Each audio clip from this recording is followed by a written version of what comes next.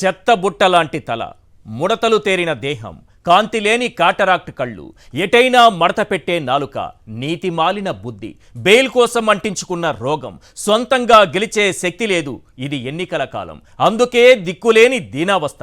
దానికోసమే పదునైన కుట్రను బయటకు తీశాడు. 75 ఏళ్ల వయసులో ఇంత దిగజారుడుతనం అవసరమా అని అనకండి. వ్యామోహం, దోచుకోవాలన్న వ్యామోహం, కాంక్ష, దోచిపెట్టాలన్న కాంక్ష, అందుకు పదవి కావాలి. దానికోసమే రాష్ట్రంలో 66 లక్షల మంది పెన్షనర్లపై విషం చిమ్మాడు. వాలంటీర్లకు పెన్షనర్లకు మధ్య ఉన్న లింక్ కట్ చేశాడు. అక్కడితో ఆగాడా? ఆగలేదు. సాక్షాత్తు సీఎంపై దాడి చేయించాడు. తనకు నచ్చని అధికారులను బదిలీ చేయించాడు.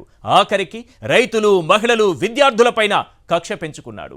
వారికి అందాల్సిన లబ్ధి అందకుండా చేశాడు. ఈసీపై ఒత్తిళ్లు తెచ్చి డీబీటీ విడుదలకు అడ్డంకులు సృష్టించాడు. ఆన్గోయింగ్ స్కీమ్స్పై తన అక్కసు చూపించాడు.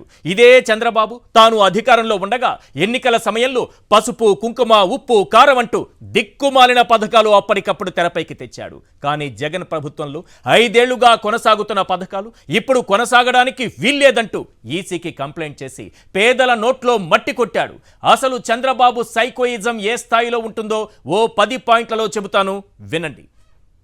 క్వశ్చన్ నెంబర్ 1, పెన్షన్లు తీసుకునే అవ్వా తాతలపై ద్వేషం చూపుతావు, పేదలపై విషం కక్కుతావు. ఇదేం సైకోయిజం బాబు? క్వశ్చన్ నెంబర్ 2, పొత్తుల కోసం ఢిల్లీలో వంగి వంగి దండాలు పెడతావు, ఇక్కడ ఈసీపై ఒత్తిళ్లు పెంచుతావు. ఇదేం సైకోయిజం బాబు? క్వశ్చన్ నెంబర్ 3, ఆన్గోయింగ్ పథకాలకు బటన్ నొక్కకుండా డీబీటీ విడుదలకు అడ్డంకులు సృష్టిస్తావు. ఇదేం సైకోయిజం బాబు? క్వశ్చన్ నెంబర్ 4, నాడు ఎన్నికల వేళ పసుపు, కుంకుమ, ఉప్పు, కారం లాంటి పథకాలు అప్పటికప్పుడు తెస్తావు. ఇదేం సైకోయిజం బాబు? క్వశ్చన్ నెంబర్ 5, వాలంటీర్లకు అవ్వాతాతలకు మధ్య ఉన్న లింకును నిమ్మగడ్డ ద్వారా తెంపేస్తావు. ఇదేం సైకోయిజం బాబు? క్వశ్చన్ నెంబర్ 6, నీ రాజకీయ పైశాచికత్వంతో 41 మంది అవ్వాతాతల ఉసురు తీశావు. ఇదేం సైకోయిజం బాబు?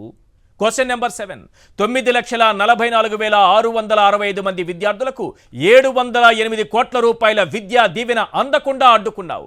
ఇదేం సైకోయిజం బాబు? క్వశ్చన్ నెంబర్ 8, 4,19,583 మంది రైతులకు 1,294 కోట్ల రూపాయల ఇన్పుట్ సబ్సిడీ అందకుండా అడ్డుకున్నావు. ఇదేం సైకోయిజం బాబు? క్వశ్చన్ నెంబర్ 9, 26,98,931 మంది మహిళలకు 5,065 కోట్ల రూపాయల చేయూత అందకుండా అడ్డుకున్నావు. ఇదేం సైకోయిజం బాబు?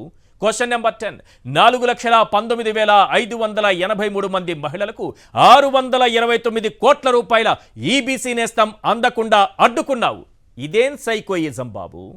బాబు సైకోయిజం ఏ స్థాయికి వెళ్ళిపోయిందంటే మొన్నటికి మొన్న వాలంటీర్లపై నిందలు వేసి వాలంటీర్లపై కంప్లైంట్లు ఇచ్చి నిమ్మగడ్డను వాడుకొని అటు ఢిల్లీ హైకోర్టుకి, సుప్రీంకోర్టుకి, ఏపీ హైకోర్టుకి, ఈసీకి ఫిర్యాదుల మీద ఫిర్యాదులు చేయించి వాలంటీర్లకు అవ్వాతాతలకు మధ్య ఉన్నటువంటి లింక్ కట్ చేయించి నిమ్మగడ్డ ద్వారా 41 మంది అవ్వాతాతల ఉసురు తీసిన చంద్రబాబు ఇప్పుడు రైతులపైన కక్ష కట్టాడు, మహిళలపైన కక్ష కట్టాడు, అలాగే విద్యార్థులపైన కక్ష కట్టాడు. వాళ్ళకి ఇన్పుట్ సబ్సిడీ ఇవ్వకూడదట రైతులకి. ఇక విద్యార్థులకు ఫీ రియంబర్స్మెంట్ అందకూడదట, మహిళలకి చేయూత అందకూడదట, మరో పథకం ఆసరా అందకూడదట. ఈసీకి కంప్లైంట్ల మీద కంప్లైంట్లు ఇచ్చి ఆఖరికి అక్కడి నుంచి ఉత్తర్వులు తెచ్చుకొని పైశాచికానందం పొందుతున్నారు చంద్రబాబు. ఈరోజు ఆన్గోయింగ్ పథకాలు ఇవన్నీ కూడా 5 ఏళ్లుగా ఇస్తున్న పథకాలు, ఏ ఒక్కటి కొత్తగా తీసుకొచ్చినవి కావు.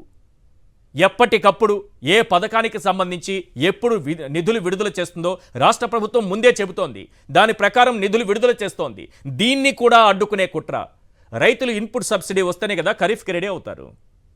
చంద్రబాబు గారు సమాధానం చెప్పండి. రైతులంతా ఆలోచించాలి.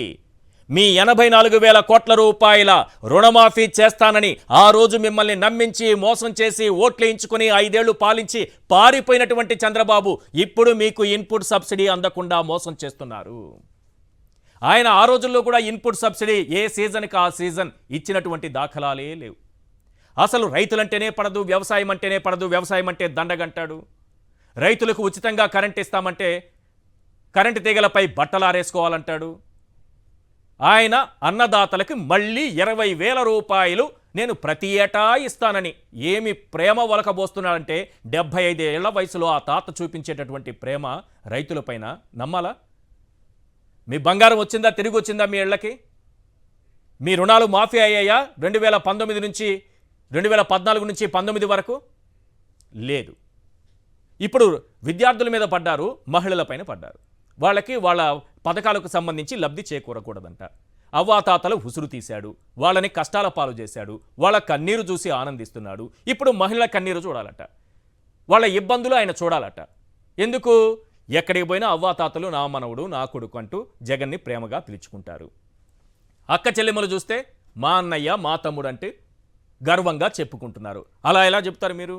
మిమ్మల్ని ఏం చేస్తానో చూడండి. నేనెవరు అనుకుంటున్నారు?